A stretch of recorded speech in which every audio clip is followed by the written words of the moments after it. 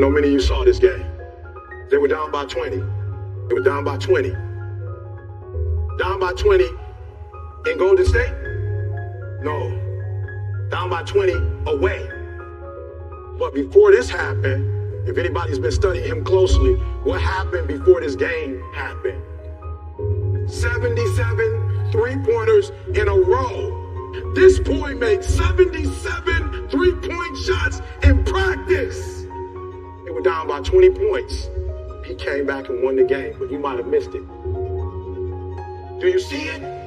He's shooting a three-pointer with his eyes closed. They showed it on Sports Center. The boy's eyes is closed with the three. Boom. Muscle memory.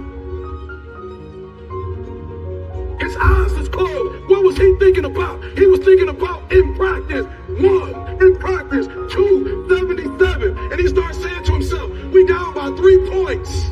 3 times 7 is 21. Let me give him the business. 1, defense. 2, defense. God, don't worry about it. Just give me the rock. You sure? Remember what I did in practice? Seconds left. He not even at home. He away from home. He got his eyes closed. Boom! With one of the best defenders checking. This kid didn't take his team to the most wins this year because of what he does in the game. This is your year. This is your moment. If not you, who would have not now win? This is you, baby. Ain't nobody stopping you but you. Ain't nobody stop you but you. You're not average. Stop acting like it.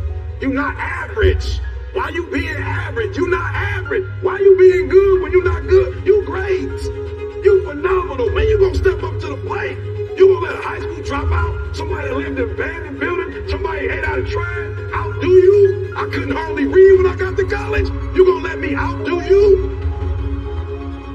You're greater than that. So I need you to do me a huge favor. I need you to dig deep. It's the mindset. Like I had a victim mindset. Like everything was about somebody else. You know, it was like the outside, inside theory. You know what I'm saying? Which is terrible. It's like everything that's supposed to blow me up and take me to the next level is somebody else's responsibility. When I look back, all the anger and the frustration and the hurt, it was all blaming. Everything was about this person, that person, this person. I never even realized I was where I was because of who I was. And I was actually getting the physical manifestations of my thoughts, of my feelings, my emotion. Like I was creating this. The hardest thing I've ever done was look in the mirror and tell myself I was sorry. Sorry for what? I was sorry for what I got myself into, the choices that I made. That dude is the dude that looked himself in the mirror and was like, yo, you owe yourself an apology. And not only that, you owe yourself correction. You owe yourself change. Wow. That was one of the most difficult days of my life, was looking at myself, correcting myself, telling myself I was sorry, and then moving forward saying, now, what are we going to do from this point? One of the dangerous things is the outside-inside theory. It's dangerous because what you're doing, whether you know it or not, you are comparing your journey and your life to somebody else's journey and somebody else's life. Let's just be honest. You don't even have the right context to do that. You don't know why they're doing what they're doing. You don't know like what their strengths and weaknesses are. So you're comparing yourself to somebody. They're nowhere near who you are. Yes. And so you're comparing yourself. So this is why I believe it's the inside out.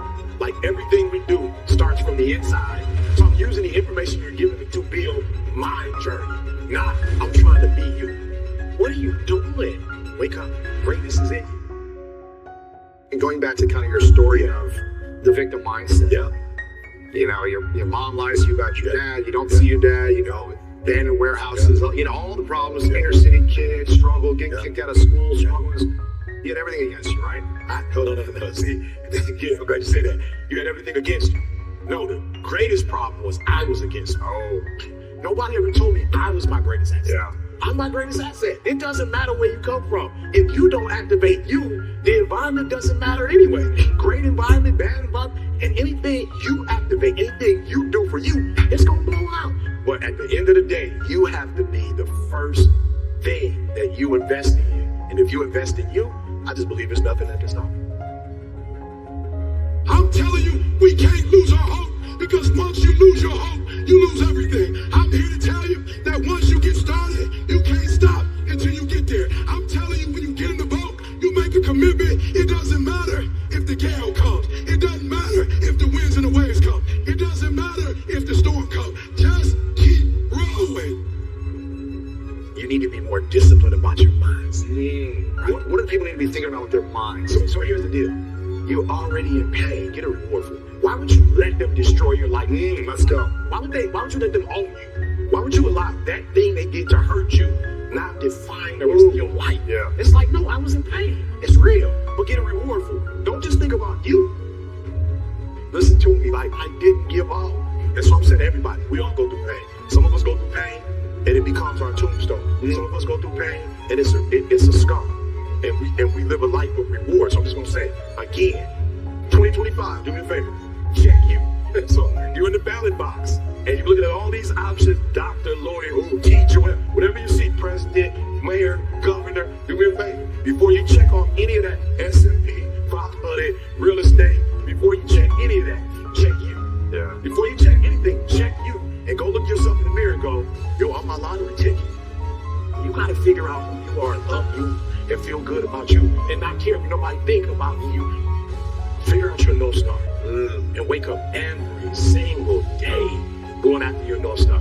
It's like, you got to figure out what makes you happy. You have to find the thing that wakes you up at 3 o'clock or 6 o'clock or 10 o'clock. Like, you got to find the thing that brings the life out of you, the joy out of you, the happiness out of you. And you can't do that finding somebody else's North Star. So my last one, man, figure out what you was put on this earth to do. And I mean, every single chance you have to do it. Do it, and when you're not doing it, enjoy your life. So however much time I have left, I need to work hard and I need to enjoy that time. Absolutely. Do you think anyone can have a beautiful, amazing life if they live in a blaming mindset? No. You know why? Because what I didn't realize as a young adult is that when you say it to somebody else, whether you mean to do it or not, you give them the keys to your life. You give them power. They got your whole life in their hand. Because you said it. They didn't do this because they got the keys. Now, I'll be honest, the reason why we don't want to take the keys because we got to drive. We got to drive. And I told you, today I was like, I got too much to do. I normally drive. I'm like, I got too much to do. And it felt good to be in the car driven. While it's more responsibility, it's more freedom. It's more independence. Anybody can be successful. But as long as you play the blame game, you have given permission, the license, registration, the keys. You give it all over to somebody else. Wow. And the day you take it is the day that you can start deciding which direction you want to go. Wow. So it sounds like step 1, take the keys back to your life. Take the keys back. What would steps 2 and 3 be for setting people up for their ultimate life? Step 2, be your first best friend. You know, like get to know you. We're so busy wanting to be in a community that we don't realize we are a community. Because all of us think we have to have somebody to be somebody. So I just think the first step after the first step is you got to figure out who you are and love you and feel good about you and show up in the ring. You and not care what nobody think about you. I just think if eagles aren't trying to, they just are, they not, lions aren't, what do you think about me? What do you think about my roar? You think I'm too loud when I roar? They're not concerned. And so I think step 2, figure out who you are, love you. And step 3, figure out your North Star. I'm not just saying find your North Star in terms of what you've been called to do for others, but there should be a healthy amount of time that you spend enjoying your life. I want you to think about your life instead of the life. Because that's what you've been thinking about, the life. Not think about your life. Do you want it? What does it take to do it? And then am I willing to do what it takes? Here's the thing. I believe if you think about it, it is only because somewhere inside of you, you have what it takes. Now, capacity is there. Willingness is something totally different. You wouldn't be watching or listening to if you didn't believe you were great. So you wouldn't be watching, you wouldn't be locked in. Something in your spirit has you tuned into this man because you know you're great. Now you got to say to yourself, am I willing to cooperate with the greatness that's in me? And then once you do, and you start consistently operating in that, you're going to feel good about it. Here's what you have to do. You have to understand, Andre the Shields, I think, said, the top of one mountain is the bottom of the next. Wow. So you get to the top of the mountain, but you understand, the GED was just one, the 40 degree was just one, the max was just, after the PhD was the New York Times After that, it's the assessments, it's the training, it's the coaching. I'm in masterminds. I get coached, right? And so it's this idea of yesterday's greatness can't be enough because I'm alive today. So if I'm alive today, it must be some more greatness in me. I didn't realize at 12 that I was great. And that's why I said you gotta check in 2025, 2025, right? Because I didn't know I was great.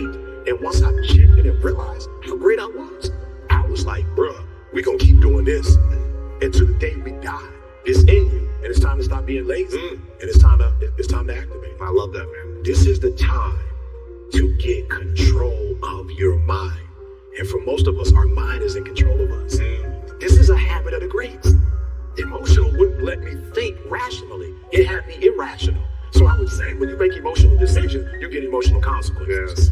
But it takes meditation. It takes controlling of the mind to say, how should I behave? How should I think in this situation? And what's going to give me the best outcomes? When it comes to being a leader and a decision maker, we're not doing emotions. We're doing empirical evidence.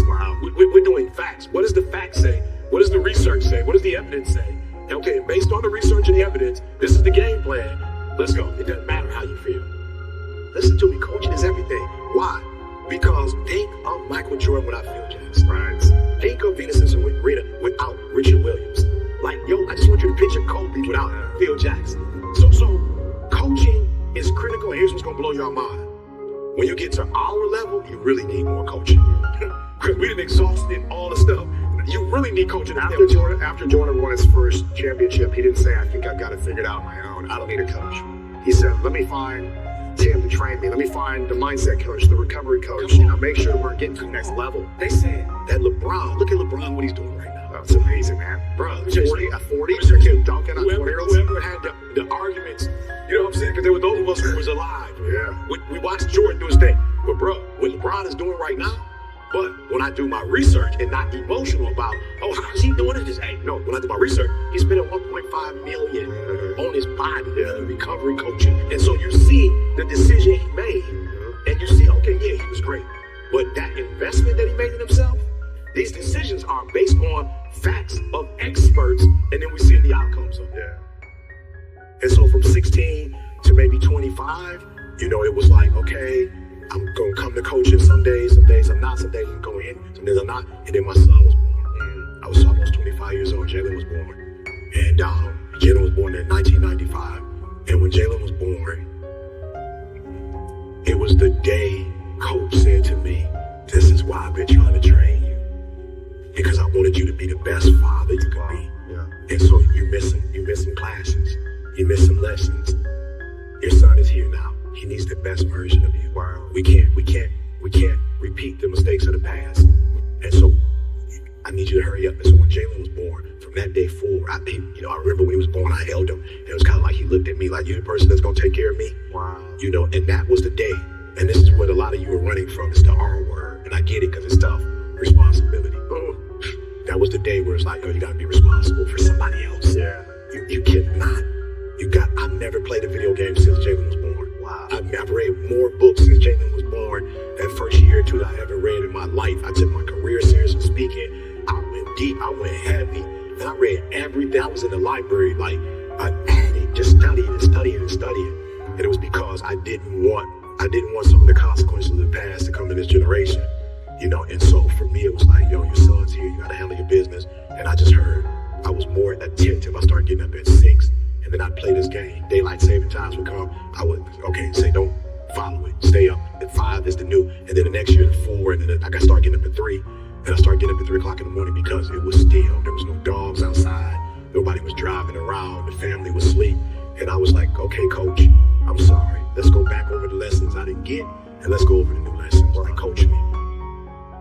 You alluded a little bit about, this version of you is kind of speaking to your 16-year-old self and saying, like, here's what you need to do. Stop doing that. Start doing this. Like, whether that was you in the future or God speaking to you in the future, like, hey, this is what your higher self needs you to do right now. Yeah. What do you feel like your future self is saying to you now? This wisdom you need to hear to take you to the next this. You spent all of your mature life pouring into people who can't do a whole lot for you. You spent some kind of way in your soul, you feel like, because of where you were and all these people that helped you get to where, so it's like you feel like you owe people to not be in mutual relationships. Like you feel like you're so blessed and you have so much. It's almost a survivor guilt. And now you just gotta be with people who you gotta pull. And you gotta be with people that you got to beg to. And you gotta be with people who you just gotta bless and you may not get nothing back. You're like, no. In this season, these relationships have always been there for you. But you haven't taken advantage of them because it's like, I gotta help and I gotta fix and I gotta help you because somebody helped me. But you had to want it. You're helping people that don't even want to be helped. They want a handout. Yeah. They don't want to be helped. Now, the rest of your life, son, be in relationships where it's mutual. Racy.